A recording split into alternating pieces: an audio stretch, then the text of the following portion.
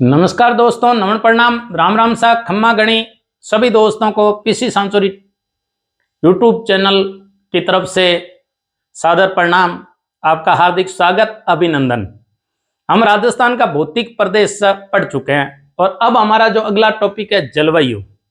जलवायु क्या है, जलवायु के कौन कौन से अंग होते हैं, जलवायु किसके माध्यम से प्रभावित होती है, जलवायु पर मानव का क्या प्रभाव पड़ता है, जलवायु पर स्थानिक का क्या प्रभाव पड़ता है, जलवायु पर मानव का विकास पर क्या प्रभाव पड़ता है, मानव की प्रजाति पर क्या प्रभाव पड़ता है, मानव के कद पर क्या प्रभाव पड़ता है, मानव के मन पर क्या प्रभाव पड़ता है, मानव के दिल पर क्या प्रभाव पड़ता है, मानव की आत्मा पर क्या प्रभाव पड़ता है, मानव के बालों पर क्या प्रभाव पड़ता है, आर्थिक क्षेत्रीय विकास पर क्या प्रभाव पड़ता है, उस देश की आर्थिक स्थिति पर क्या प्रभाव पड़ता है, उसकी देश की बनावट पर क्या प्रभाव पड़ता है, उसकी देश की वनस्पति और उस देश की प्रजातियों पर, मानव प्रजातियों पर, उस देश की जीव जंतुओं पर, उस देश के वन्य और जंगली जीवों पर, उस देश के दुधारू पशुओं पर, उस देश के पशुओं पर और पक्षियों पर क्या प्रभाव पड़ता है। ये जलवायु के विभिन्न प्रभाव और विभिन्न विद्वानों के कथन को हम लेते हुए जलवायु का प्रभाव बताएंगे। उससे पहले आपका ही काम है और ये पुण्य का काम है, दूसरों के हितार्थ काम है, परोपकारी काम है, कल्याणकारी काम है। शेयर, सब्सक्राइब और लाइक कीजिए और ज्ञान की गंगा को आगे बढ़ाइए।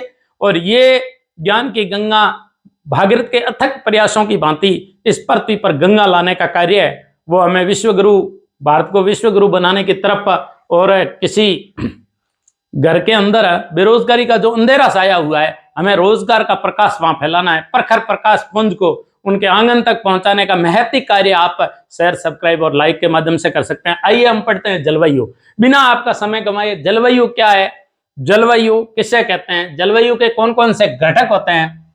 जलवायु जो है वो मौसम से बना है, मौसम से। और मौसम क्या है, ये वातावरण के वो घटक है जो समय समय पर बदलते रहते हैं और शॉर्ट में बदलते रहते हैं, यानी ये शॉर्ट टेम्पर्ड होते हैं, इनका स्वभाव बड़ा जल्दी से बदलने होता है। इसलिए मानव के स्वभाव से जलवायु मौसम की तुलना करते हुए कहा है कि बदलने जाना तुम मौसम की तरह। मौसम तो आज हमें पूर्वानुमान लगा सकते हैं, लेकिन मानव के स्वभाव का कोई पूर्वानुमान नहीं लगा सकते। मानव चंद इन कागजों के टुकड़ों पर बिक जाता है और अपना स्वभाव इतना जल्दी बदलता है, गिरगिट की भांति। जैसे गिरगिट कलर बदलता है, ऐसे मानव बदलता है। कभी किसी को हनी कहते कहते वो जैम कहने लग जाता है, जैम वाले को हनी कहने लग जाता है। तो मानव के स्वभाव का आज कोई भरोसा नहीं है, जबकि जलवायु के अंदर जो मौसम का है, मौसम का आज भरोसा है, उसे पूर्वानुमान लगा सकते हैं। इसलिए मौसम निश्चित है और इसे हमें, तो आइए हम बिना किसी भी बात के मौसम क्या होता है, कि जलवायु की वो घटनाएं जो जल्दी जल्दी बदलती है, जिसके अंदर हमारा तापमान बदलता है, तापमान, आर्द्रता, वायु वेग, वायु दाब आदि जो घटक जल्दी से बदलते हैं उन्हें मौसम कहते हैं। और मौसम की औसत दशाओं को, मोटे तौर पे मौसम की औसत दशाओं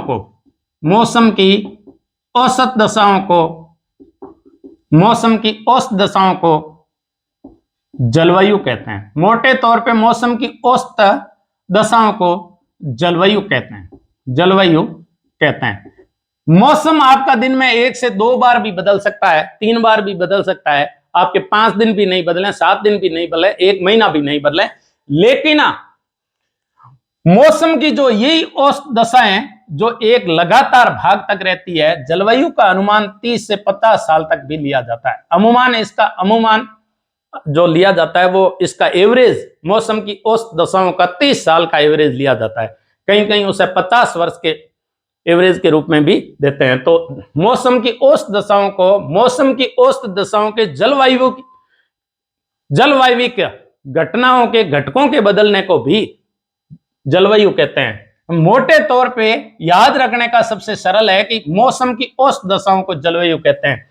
कभी तापमान का बढ़ना, कभी शीत का बढ़ना, कभी आंधी का आना, कभी तूफान का आना, कभी वातावरण साफ रहना, कभी मेघ सहित आ जाना, कभी बादल मंडराए हुए रहना, इस प्रकार के मौसम की जो काउंटिंग की जाती है और उसका एवरेज लिया जाता है 30 से 50 साल का, उन्हें को जलवायु कहा जाता है। तो जहां जलवायु एक बड़े भाग में होता है और एक निश्चित भूभाग पर मौसम की औसत दशाएं होती है, उन्हें जलवायु कहते हैं। और एक छोटे स्थान पर दिन की वायु वेग, वायु दाब, आर्द्रता, तापमान, इनके एवरेज को मौसम कहा जाता है।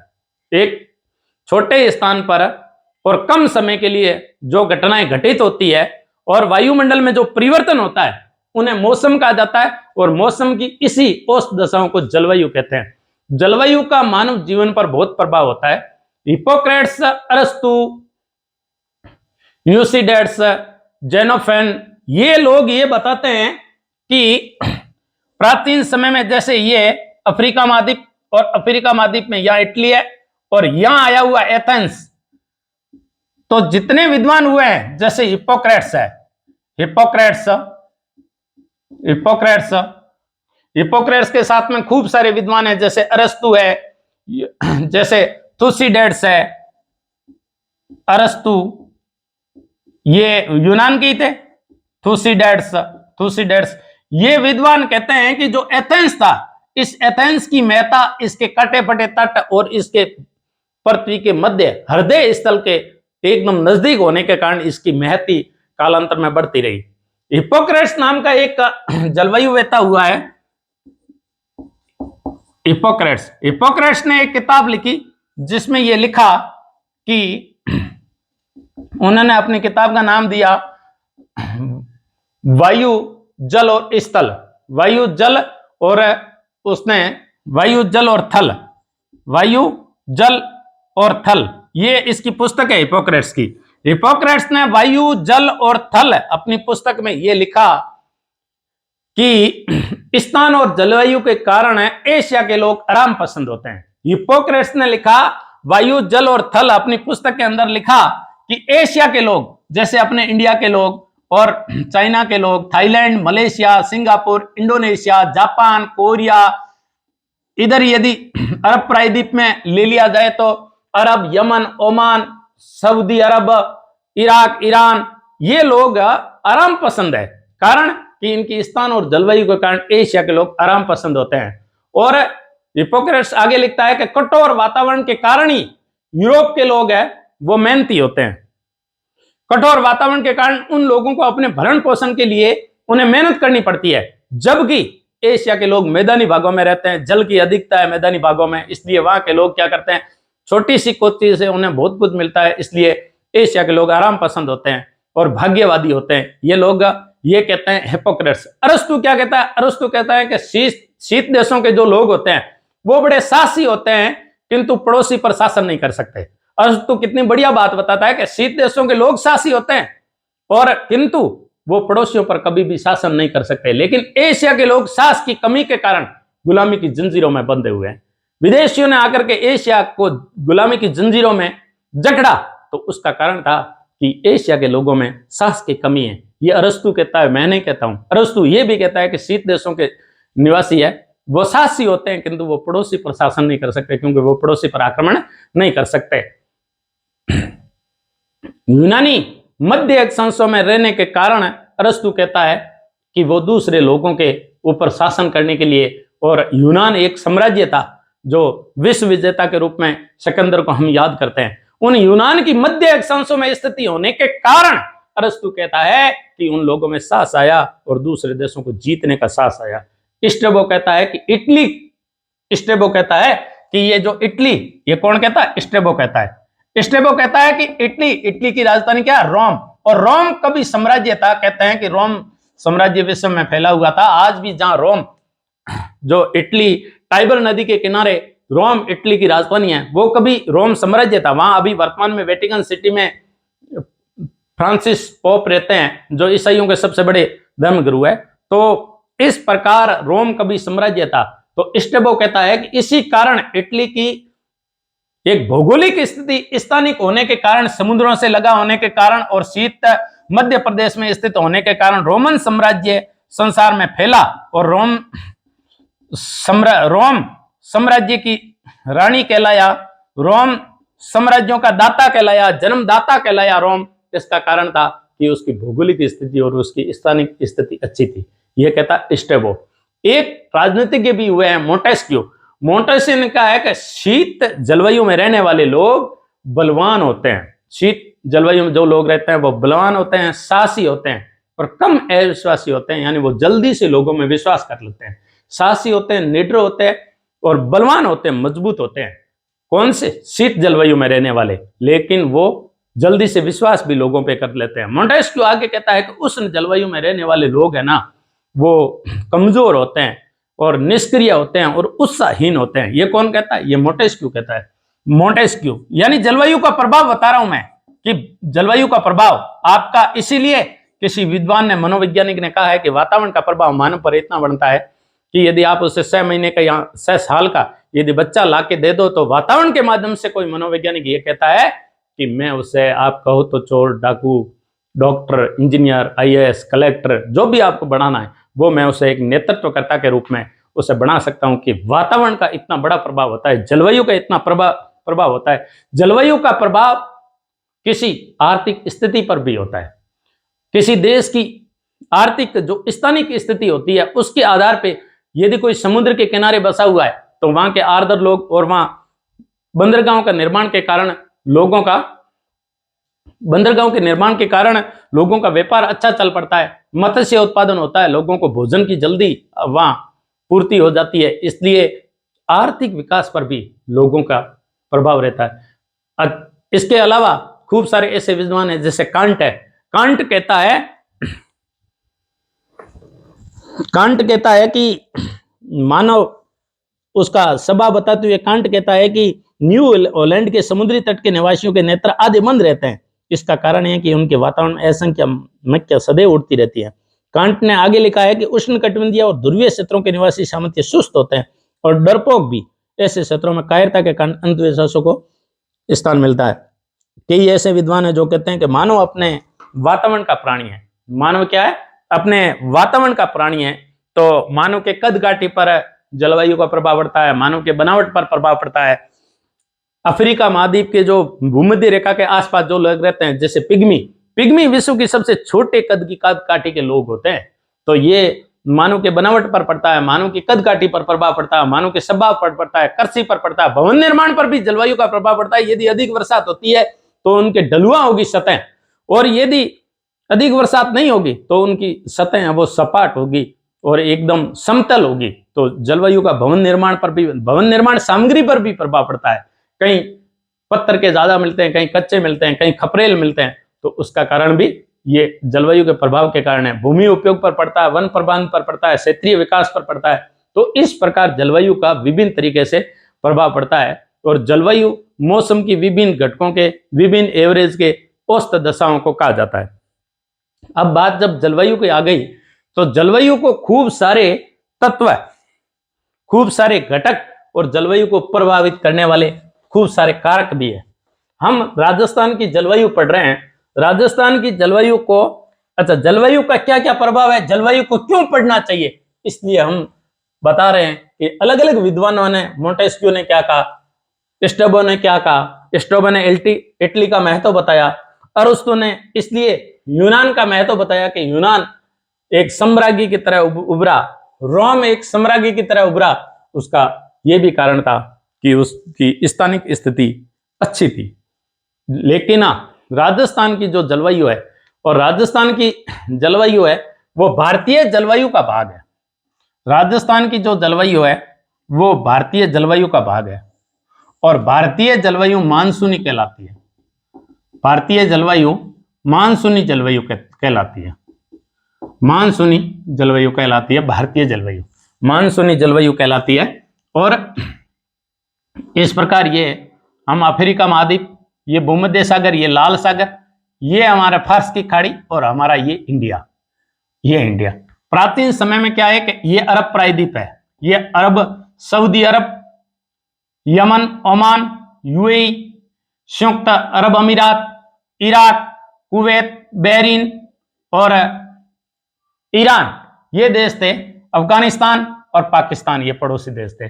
प्राचीन समय में अरब प्रायद्वीप के लोग घोड़ों का, जो अरबी घोड़े कहलाते थे, इन अरबी घोड़ों का व्यवसाय करते थे और भारत की तरफ वो अरबी घोड़ों का निर्यात करते थे। तो वो मौसम का इंतजार करते थे, वो हवाओं के बदलने का इंतजार करते थे, वायु वेग का इंतजार करते थे, वो पवन के बदलने का इंतजार करते थे। तो हवाएं 6 महीने वो है उत्तर पूर्व से दक्षिण पश्चिम की तरफ चलती थी और 6 महीने दक्षिण पश्चिम से उत्तर पूर्व की तरफ जो हवाएं चलती थी। जब 6 महीने दक्षिण पश्चिम से उत्तर पूर्व यानी भारत की तरफ जब हवाएं बदलती थी, तब वो अपने पाल वाली नौकाओं के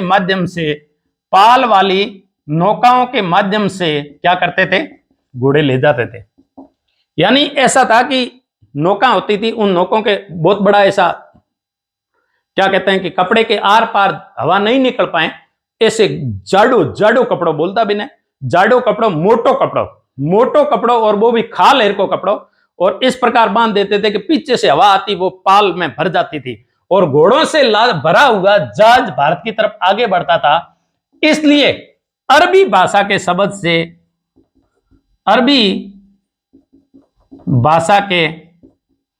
मौसम शब्द से मानसून शब्द की उत्पत्ति हुई है और मानसून का अर्थ होता है मौसम के अनुसार बदलने वाली हवा। मौसम के अनुसार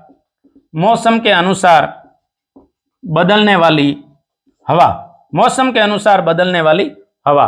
और इस प्रकार मौसम के अनुसार बदलने वाली हवा के कारण यह मानसून शब्द की उत्पत्ति हुई और भारत में इस प्रकार भारत की जलवायु कालांतर में मानसूनी जलवायु कहलाती और मानसूनी जलवायु का ही राजस्थान की जलवायु वृहद रूप से भाग है, इसलिए राजस्थान की जलवायु भी मानसूनी जलवायु कहलाती है। अब राजस्थान की जलवायु पर कौन कौन सी दशाओं का, कौन कौन से घटकों का, कौन कौन से कारकों का प्रभाव पड़ता है, ये हम आगे पढ़ेंगे। राजस्थान की जलवायु के बारे में ऐसा कहा जाता है कि राजस्थान में अमूमन पश्चिमी राजस्थान में बरसात नहीं होती है और राजस्थान में कहीं धूप, कहीं सर्दी, कहीं गर्मी अधिक है, कहीं सर्दी अधिक है। यानी जलवायु की एक विविधता है और विषम परिस्थितियों वाली राजस्थान की जलवायु है। इसलिए राजस्थान की जलवायु के बारे में कहा जाता है कि शालो खूंट मारवाड़ भलो ऊंदालो अजमेर अरे नागिनो नित गो भलो श्रावण बीकानेर। यानी शालो खूंट मारवाड़ भलो, सर्दियों के दिनों में मारवाड़ अच्छा माना जाता है जलवायु की दृष्टि से, लोगों के रहने की दृष्टि से। ऊंदालो अजमेर पूरा पहाड़ी एरिया है और पहाड़ी एरिया होने के कारण 165 मीटर की ऊंचाई पर 1 डिग्री सेंटीग्रेड तापमान कम हो जाता है, माइनस हो जाता है, इसलिए ऊंचा पहाड़ी एरिया ठंडा होता है। इसलिए ऊंदालो अजमेर नागिनो नित गो भलो श्रावण बीकानेर, और नागिनो हमेशा अच्छा रहता है और बीकानेर में जब श्रावण आता है तो धोरों के ऊपर घास सूख जाती है और बड़ाई आंखों के नैनो विराम वाला, नैनो को भाने वाला, नैनो को सुहावना लगने वाला मौसम होता है, इसलिए श्रावण हमेशा बीकानेर का अच्छा माना जाता है। तो इस प्रकार हमने ये राजस्थान की जलवायु के बारे में उक्ति पढ़ी कि श्यालो खूंट मारवाड़ भलो ऊंदालो अजमेर अरे नागिनो मित गो भलो श्रावण बीकानेर। और राजस्थान में पग पग पर अकाल पड़ता है, इसलिए राजस्थान में कहा जाता है कि तीजो कुरियो 8वां काल, यानी राजस्थान में तीजो तो अर्धा काल होगा और 8वां तो पक्का ही काल होगा। और राजस्थान के जलवायु के कारण है और अविषम, असामयिक, असीमित और अनियमित, अल्पवृष्टि और खंड वृष्टि और इन घटकों के कारण, वर्षा के विभिन्न रूपों के कारण राजस्थान में अमूमन अकाल पड़ता है। इसलिए कहा जाता है कि पग पूगल धर कोटड़े,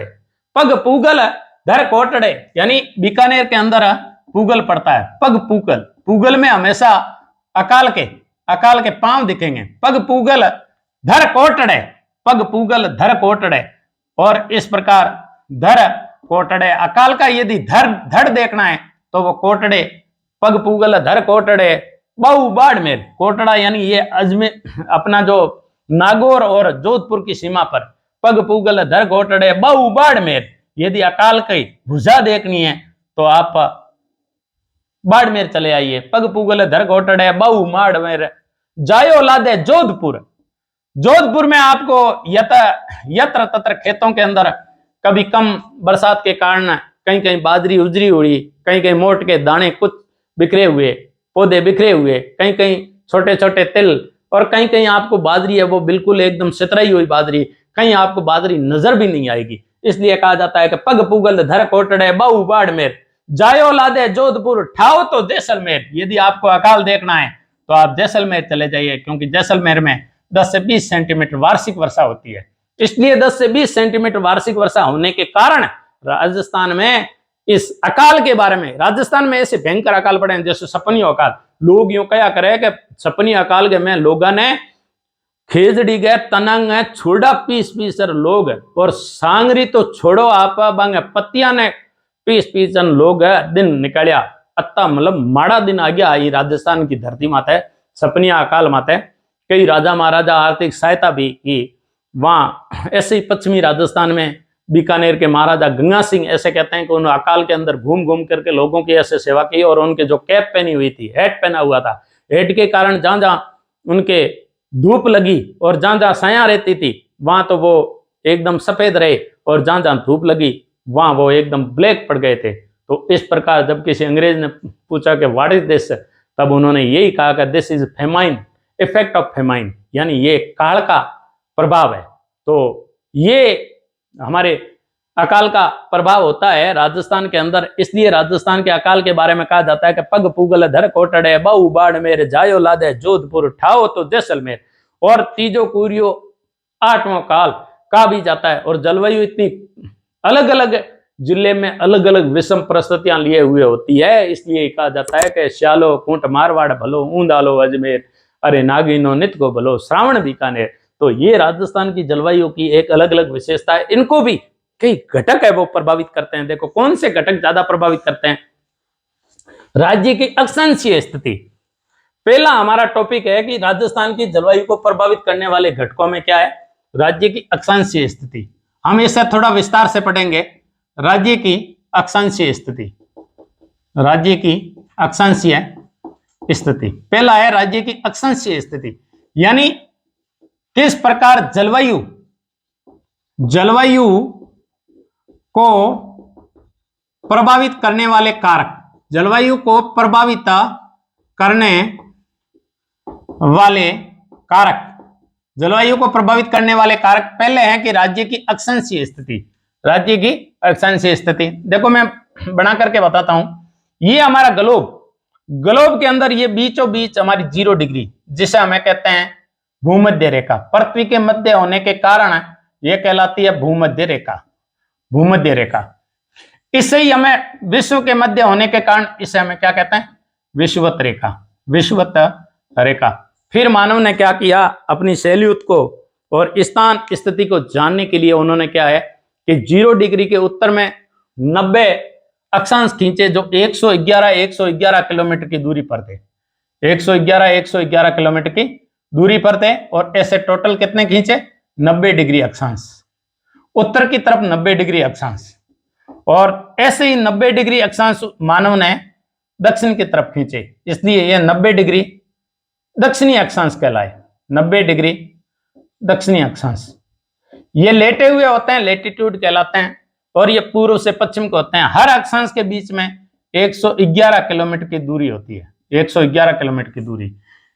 भूमध्य रेखा सबसे बड़ा अक्षांश है, क्योंकि यह भूमध्य रेखा पृथ्वी है, वो ऊपर से अपन किसी गेंद को दबाएंगे और नीचे से दबाएंगे तो सपाट हो जाती है। तो भूमध्य रेखा है वो, उसका पेट बाहर निकल जाता है और भूमध्य रेखा बहुत बड़ी होती है।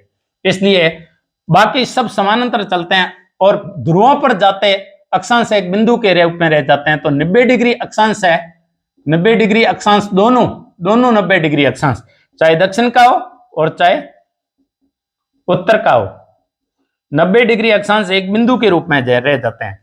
लेकिन मानव ने जो ये 23.5 डिग्री है, ये 23.5 डिग्री, 23.5 डिग्री उत्तरी अक्षांश, 23.5 डिग्री उत्तरी अक्षांश क्या कहा, इसको उसने कर्क रेखा कहा, इसको कर्क रेखा कहा।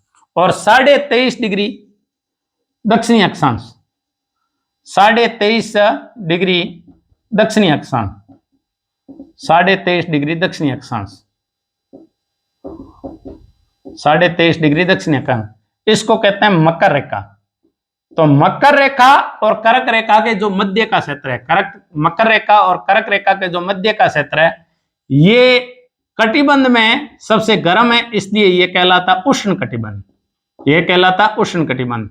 यहां से लगा करके 67.5 डिग्री दोनों तरफ, 67.5 डिग्री, 67.5 डिग्री यहां से लगा के, ये 67.5 डिग्री कहलाता है अंटार्कटिक व्रत, अंटार्कटिक व्रत, अंटार्कटिक व्रत 67.5 डिग्री दक्षिणी अक्षांश, 67.5 डिग्री दक्षिणी अक्षांश, और ये 67.5 डिग्री, 67.5 डिग्री उत्तरी अक्षांश, उत्तरी अक्षांश, ये कहलाता है आर्कटिक व्रत, आर्कटिक व्रत। तो कर्क रेखा से लगा करके आर्कटिक व्रत तक जो क्षेत्र है उसे कहते हैं, यहां तो इसे कहते हैं शीतोष्ण कटिबंध, यहां इसे कहते हैं उपोष्ण कटिबंध, उपोष्ण कटिबंध। हालांकि यदि अपन इसको क्रमांश करें तो उष्ण कटिबंध, फिर आएगा उपोष्ण कटिबंध, फिर शीत कटिबंध, और ध्रुवों तक 67.5 से है वो है शीत कटिबंध, वो कहलाता है शीत कटिबंध। तो इस प्रकार ये शीत कटिबंध है, ये शीत कटिबंध। अब देखो हमारे राजस्थान की जो स्थिति है, जब ये कटिबंध की बात आ गई तो हमारे राजस्थान की जो स्थिति है कटिबंध के अनुसार, राजस्थान की स्थिति का हम जब वर्णन करेंगे तो हम ग्लोब दोबारा बना करके बताते हैं कि ये हमारा ग्लोब, ये 0 डिग्री, ये 23.5 डिग्री और ये 23.5 डिग्री, यानी कर्क और मकर रेखा, और हमारा राजस्थान इस प्रकार यहां स्थित है। और राजस्थान जब यहां स्थित है, यानी यदि राजस्थान को ऐसे बड़ा बना करके बताया जाए, ये हमारा राजस्थान है, और राजस्थान में कर्क रेखा बांसवाड़ा से होकर के गुजरती है, तो बांसवाड़ा से होकर के गुजरती है, और कर्कवाड़े का जो सबसे ऊपर वाला भाग है वो उपोष्ण कटिबंध कहलाता है, उपोष्ण कटिबंध कहलाता है। और 0 डिग्री, ये 23.5 डिग्री से जो नीचे का भाग है ये उष्ण कटिबंध कहलाता है। तो राजस्थान की जलवायु में बांसवाड़ा और डूंगरपुर, कौन से? बांसवाड़ा और डूंगरपुर, बांसवाड़ा डूंगरपुर किस में आते हैं? बांसवाड़ा और डूंगरपुर उष्ण कटिबंध में आते हैं, बांसवाड़ा डूंगरपुर उष्ण कटिबंध में आते हैं, और बाकी जो राजस्थान है वो उपोष्ण कटिबंध में आता है, उपोष्ण कटिबंध में आता है। तो इस प्रकार उपोष्ण कटिबंध के कारण 23.5 डिग्री से उत्तर की तरफ जाएंगे तो तापमान कम होता जाएगा, तापमान कम होता जाएगा, और जब गंगानगर से दक्षिणी बांसवाड़ा की तरफ बढ़ेंगे तो तापमान बढ़ता जाएगा, तापमान बढ़ता जाएगा। लेकिन राजस्थान की जलवायु पर केवल अक्षांश का ही प्रभाव नहीं पड़ता है, इसलिए गंगानगर, बीकानेर, इनमें गर्मी ज्यादा पड़ने का कारण एक धरातलीय स्थिति भी है, उच्चावच कारण भी है। तो इसलिए राजस्थान का पूछा जाए कि डूंगरपुर बांसवाड़ा उष्ण कटिबंध में पड़ता है और बाकी राजस्थान है वो उपोष्ण कटिबंध में पड़ता है। कर्क रेखा राजस्थान के बांसवाड़ा के मध्य से गुजरती है और डूंगरपुर की सीमा को स्पर्श करती है।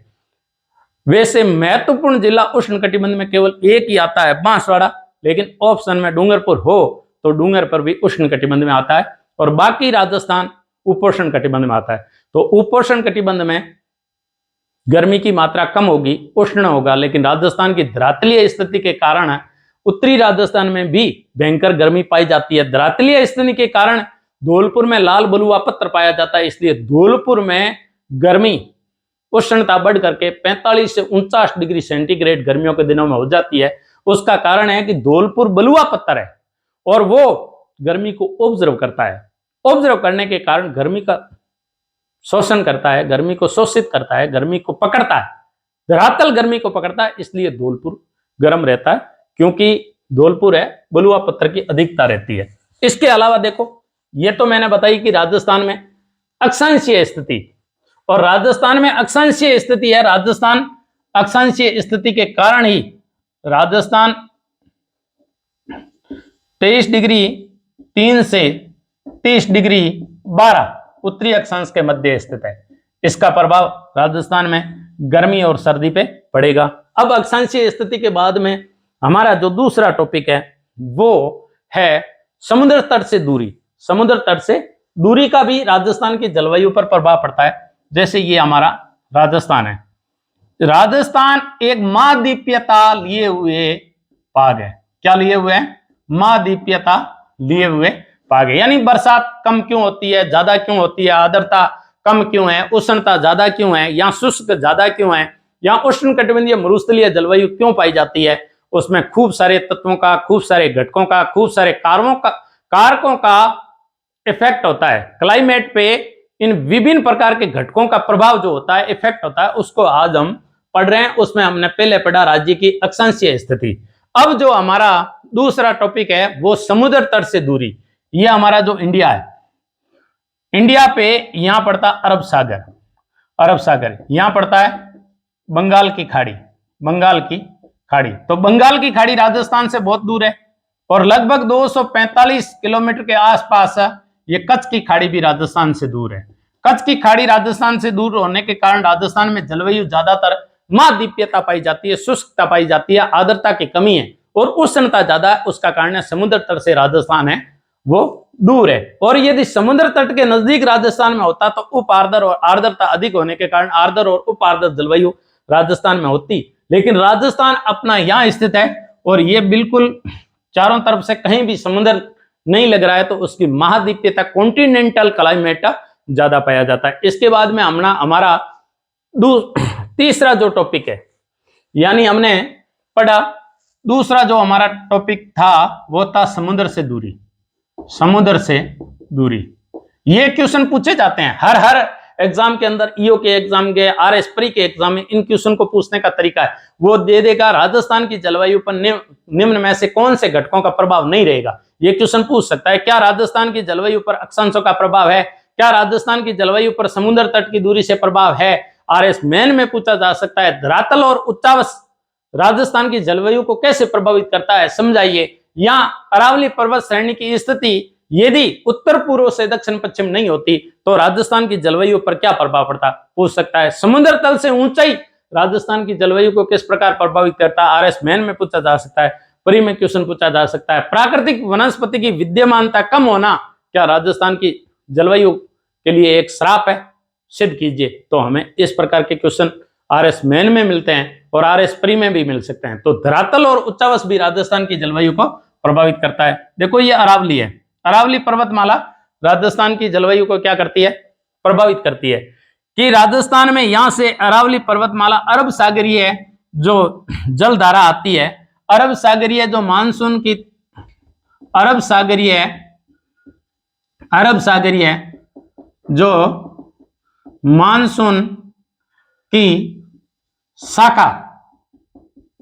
शाखा से जो मानसून आता है, ये राजस्थान की अरावली के समानांतर होने के कारण बिना किसी रुकावट के, बिना किसी बरसात किए आगे बढ़ जाता है। लेकिन अरावली यहाँ कीपाकार है और राजस्थान के माउंट आबू पर सर्वाधिक वर्षा करती है। माउंट आबू पर राजस्थान में अरब सागरीय शाखा से बरसात हो जाती है, अरब सागरीय शाखा से बरसात हो जाती है क्योंकि ये कीपाकार है और ऊंचाई में अधिक है। तो अरावली पर्वतमाला राजस्थान में उत्तर पूर्व नॉर्थ ईस्ट से साउथ वेस्ट यानी उत्तर पूर्व से दक्षिण पश्चिम फैली है और ये अरब सागरीय शाखा के समानांतर फैली है। इधर से जब बंगाल की खाड़ी की शाखा आकर के पूर्व की तरफ टकराती है और यहाँ जो गंगधार उच्च डग गंगधार जो श्रेणी है, शाहबाद श्रेणी है, इसलिए राजस्थान के बंगाल की खाड़ी की शाखा से झालावाड़ में सर्वाधिक बरसात होती है। पूर्वी राजस्थान में बरसात ज्यादा होती है, पूर्वी राजस्थान में बरसात ज्यादा होती है और पश्चिमी राजस्थान में 10 से 20 डिग्री सेंटीमीटर वार्षिक वर्षा होती है। अरावली के पश्चिम में 50 सेंटीमीटर एवरेज रूप में बरसात होती है और राजस्थान के इसी कारण फलोदी सबसे शुष्क स्थान है, सम के दौरों में सबसे कम बरसात होती है और पश्चिमी राजस्थान में कम बरसात होने का कारण अरावली राजस्थान की अरब सागरीय शाखा के समांतर स्थित है और ऊंचाई की तरफ इसका माउंट आबू स्थित है, इसलिए माउंट आबू पे राजस्थान की सर्वाधिक बरसात होती है। इसलिए माउंट आबू को राजस्थान का स्थान की दृष्टि से चेरापूंजी कहा जाता है, मासिंद्राम कहा जाता है। जब जिले की बात आ जाए तो झालावाड़ जिला सर्वाधिक वर्षा प्राप्त करता है। तो द्रावतताल, उच्चावच और अरावली पर्वत श्रेणी के साथ साथ समुद्र तल से ऊंचाई भी जलवायु को प्रभावित करती है।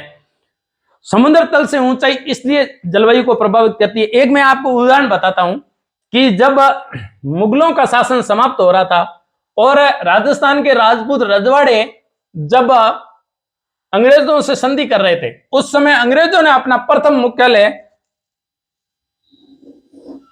ऊंदाड़ो अजमेर भलो और कहां स्थापित किया? अजमेर में स्थापित किया। अजमेर में स्थापित किया क्योंकि अजमेर में पहाड़ियां हैं। अंग्रेजों ने अपना मुख्यालय अजमेर में स्थापित किया। मैं ये बता रहा था कि जो ऊंचाई है, समुद्र तल से ऊंचाई, हमारा टॉपिक है वो है कि समुद्र तल से ऊंचाई। समुद्र तल से ऊंचाई भी जलवायु को प्रभावित करती है, यानी जितना ऊंचा होगा उतना ठंडा होगा। तो अजमेर स्थापित किया था, लेकिन कालांतर में उन्होंने इससे भी ऊंचा स्थान था माउंट आबू, इसलिए कंपनी कार्यालय उन्होंने माउंट आबू पर स्थापित कर दिया था। और अंग्रेज यहां रहना पसंद करते थे क्योंकि उनके लिए ये जलवायु अनुकूल थी और उनके लिए जलवायु अच्छी थी और उनके शरीर की बनावट के अनुसार, कलर के अनुसार, स्वभाव के अनुसार, और वो जिस जलवायु में शीतोष्ण कटिबंधीय जलवायु में अंग्रेज रहते हैं, जो इंग्लैंड की जलवायु वो शीतोष्ण कटिबंधीय जलवायु के अंतर्गत आती है। तो शीतोष्ण कटिबंधीय जलवायु ऊंचाई के कारण, यानी 165 मीटर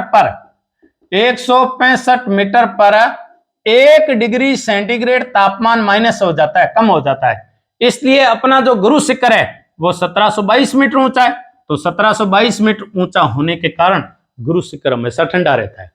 गुरु शिखर ठंडा रहने का कारण है कि वो 1722 मीटर ऊंचा है और 165 मीटर पे 1 डिग्री सेंटीग्रेड तापमान घट जाता है। इसलिए समुद्र तल से ऊंचाई भी जलवायु को प्रभावित करते हैं। जितना कोई स्थान ऊंचा होगा इतना ही वो ठंडा होगा। जबकि राजस्थान एवरेज रूप में 370 मीटर से ऊंचा बहुत कम मिलता है। राजस्थान का अधिकतर भाग 370 मीटर से नीचा है। जैसे अपन पश्चिमी जब मरुस्थल की बात आ गई तो हमने पढ़ा था 150 से लगा के 300 मीटर तक, यहाँ 380 मीटर से कहीं भी पश्चिमी मरुस्थल ऊंचा नहीं है। अपने हाड़ौती के पठार की बात की थी, 480 या 500 मीटर के आसपास पड़े थे। जब अरावली की बात आ गई तो अरावली हमारा एवरेज रूप में 930 मीटर था। तो जितना, इसलिए अरावली हमेशा ठंडा था। और अरावली में पर्यटक स्थल होने के कारण था कि अरावली, राजस्थान की जलवायु है वो विषम जलवायु है। राजस्थान की उष्ण जलवायु है, गर्मी अधिक है और ठंड कम है। इसलिए राजस्थान के अरावली क्षेत्र पर पर्यटक विकसित होने के कारण ये भी। प्राकृतिक वनस्पति की विद्यमानता हमारा अगला टॉपिक है कि प्राकृतिक वनस्पति की विद्यमानता,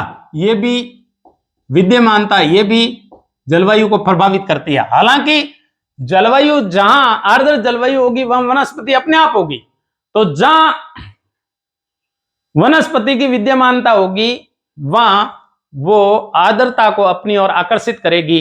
और जो बादल यदि ऊपर से जा रहे हैं तो पौधों से, वनस्पति से टकरा करके ठंडे हो जाएंगे और वातावरण में ठंडक होगी तो वो आर्द्रता वर्षा के रूप में बदल जाएगी। तो प्राकृतिक वनस्पति की विद्यमानता भी जलवायु पर प्रभावित करती है।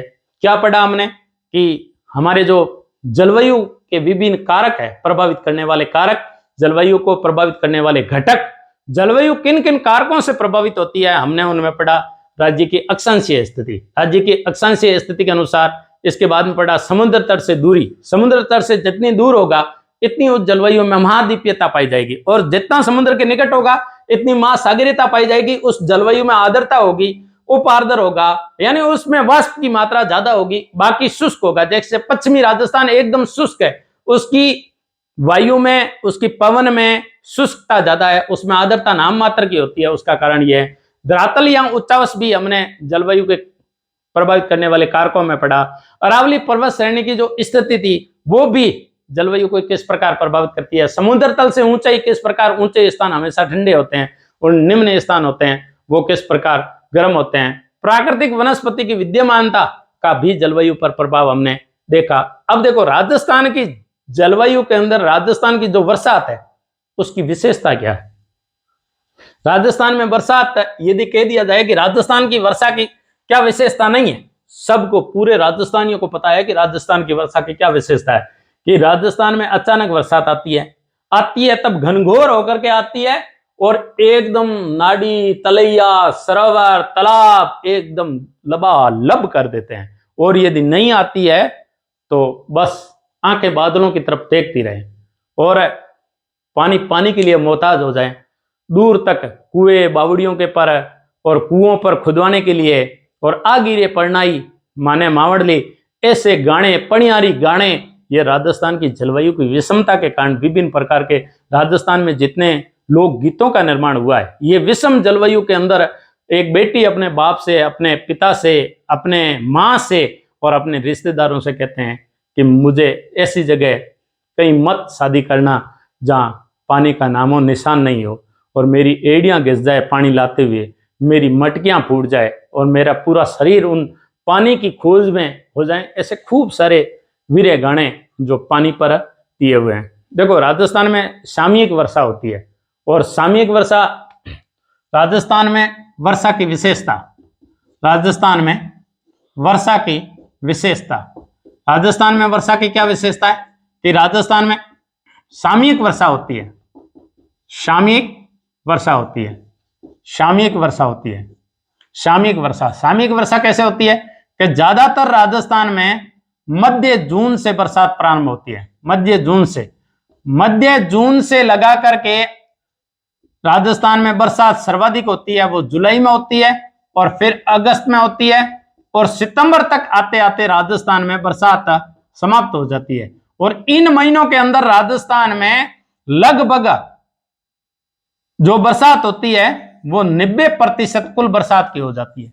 यानी राजस्थान में जितनी बरसात होती है वो वर्षा ऋतु के अंदर मध्य जून से लगा करके जुलाई, अगस्त और सितंबर तक, यानी 3-3.5 महीनों के अंदर राजस्थान में मध्य सितंबर कह सकते हैं, सितंबर ने कह करके मध्य जून से मध्य सितंबर तक। 16 जून को राजस्थान में जलवायु का, राजस्थान में बरसात का आगमन माना जाता है। राजस्थान में जो मानसूनी जलवायु है वो बांसवाड़ा से लगभग 16 और 15 जून को प्रवेश करती है। तो हम इसे मान सकते हैं कि मध्य जून से जुलाई 1 और अगस्त 2, ये 2 महीने तो फुल बरसात होती है। फिर मध्य सितंबर तक आते आते बरसात एकदम मानसून लौट जाता है और नामो निशान मिट जाता है पश्चिमी राजस्थान से और राजस्थान से। तो 90% बरसात सामयिक होती है और वो भी 12 महीनों में केवल 3 महीने ही बरसात होती है। 12 महीनों में 3 महीने बरसात होती है और 12 महीनों के अंदर राजस्थान में एवरेज वर्षा के दिन है वो 29 दिन है। राजस्थान में 365 दिनों में से केवल 29 दिन ही बरसात होती है और ये 29 दिन ही जो वर्षा की बारंबारता है वो सर्वाधिक जुलाई, अगस्त और सितंबर में ही होती है। मध्य जून से लगा करके मध्य सितंबर तक 90% बरसात हो जाती है। 10% जो रहती है वो शीत ऋतु में मावट के माध्यम से होती है, यहाँ कभी कभी सामयिक के कोई तूफान के साथ में बरसात हो जाती है। और राजस्थान में एवरेज रूप में 58 सेंटीमीटर वार्षिक वर्षा होती है। यह राजस्थान में 58 सेंटीमीटर वार्षिक वर्षा होती है और भारत में 117 सेंटीमीटर वार्षिक वर्षा होती है। भारत में होती है 117 सेंटीमीटर वार्षिक वर्षा और राजस्थान में एवरेज रूप में, औसत रूप में 58 सेंटीमीटर वार्षिक होती है। 58 सेंटीमीटर जो वार्षिक वर्षा है उसका 90% भाग, यानी 58 सेंटीमीटर वार्षिक वर्षा राजस्थान में होती है। उस 58 सेंटीमीटर का 90% भाग केवल 3 और 3.5 महीनों में मध्य जून से मध्य सितंबर तक समाप्त हो जाता है। यानी 29 दिनों के अंदर 58 सेंटीमीटर बरसात होती है। 365 दिन में से 29 दिन राजस्थान में वर्षा के कहे जाते हैं। इसके बाद राजस्थान में अनिश्चित वर्षा, वर्षा का पता नहीं है कि एक खेत में होगी दूसरे खेत में नहीं होगी। अनियमित वर्षा आएगी तब घनघोर आएगी और बाकी होगी भी नहीं। देखो, अनिश्चित वर्षा, बरसात का कोई फिक्स नहीं है आए या नहीं आए, तो अनिश्चित वर्षा। फिर क्या है? अनियमित वर्षा। अनियमित वर्षा, वर्षा का कोई अंतराल फिक्स नहीं है, आएगी तब आएगी। और राजस्थान में एक वर्षा की विशेषता मावट।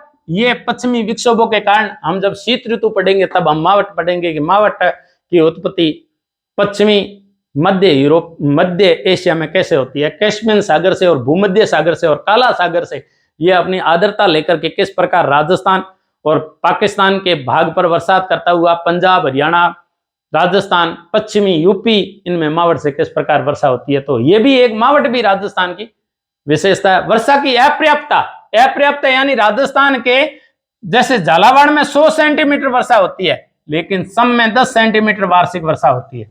तो ये वर्षा की अपर्याप्तता है, यानी जितनी चाहिए इतनी वर्षा हर क्षेत्र में नहीं होती है। कहीं तो बाढ़ से ग्रसित है, कहीं एकदम सूखा पड़ा है। ये राजस्थान में अपर्याप्त वर्षा है। वितरण भी असमान है, यानी झालावाड़ में अधिक है, माउंट आबू पे अधिक है, फलोदी एकदम शुष्क रह जाता है, समय एकदम शुष्क रह जाता है। तापमान की अतिशयता, अरावली के पश्चिम में 12 जिले डेजर्ट है, 12 जिले मरुस्थलीय और हमेशा गर्म रहते हैं, और इतने गर्म रहते हैं कि शीत ऋतु में एकदम ठंडे हो जाते हैं और माइनस में चले जाते हैं, और ग्रीष्म ऋतु में 45 से 50 डिग्री तक एवरेज रूप में 40 से 45 डिग्री सेंटीग्रेड तापमान मई और जून के महीनों में पश्चिमी राजस्थान में रहता है। ये तापमान की अतिशयता भी है। आर्द्रता में अंतर, क्योंकि राजस्थान की धरती तपती रहती है, ऊपर जितनी भी आर्द्रता होती है वो समाप्त हो जाती है, और राजस्थान में वाष्पीकरण भी ज्यादा होता है, उसका भी यह कारण है। बलूचिस्तान से पवनें चलती है, ये भी जलवायु को प्रभावित करती है। तो इस प्रकार बलूचिस्तान से जो पवनें चलती है ये भी राजस्थान को। अच्छा, खंडवृष्टि, यानी राजस्थान में कई बार ऐसे होती है कि एक गांव के अंदर 10 खेत है, एक खेत में बरसात नहीं हो रही है और आसपास में बरसात हो रही है, इसे खंडवृष्टि कहते हैं। किसी पहाड़ी की ओट में आ जाने के कारण, वृष्टि छाया प्रदेश के कारण भी खंडवृष्टि होती है। तो राजस्थान की वर्षा की विशेषता का यदि क्वेश्चन आ जाए कि निम्न में से राजस्थान की वर्षा की विशेषता नहीं है, तो राजस्थान की जलवायु की विशेषता नहीं है।